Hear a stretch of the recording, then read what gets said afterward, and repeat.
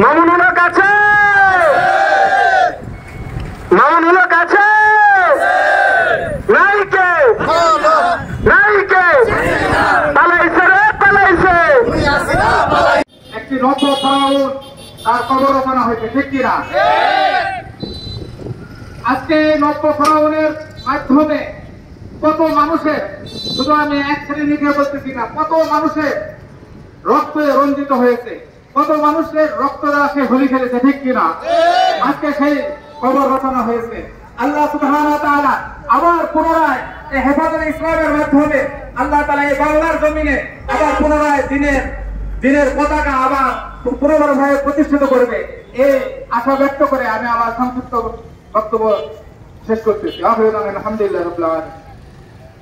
আলহামদুলিল্লাহ, দেশের জন্য যারা জীবন বিলীন করছে, আজকে আমাদের হেফাজত ইসলাম বাংলাদেশের পক্ষ থেকে নাটোর জেলার যে দোয়া আয়োজন করছে শহীদদের জন্য, আমরা সবাই তাদের মাগফিরাত কামনা করব।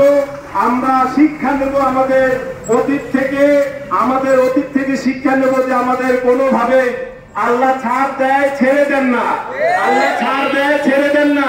আমরা সকলে এই কথাটা মনে রাখবো।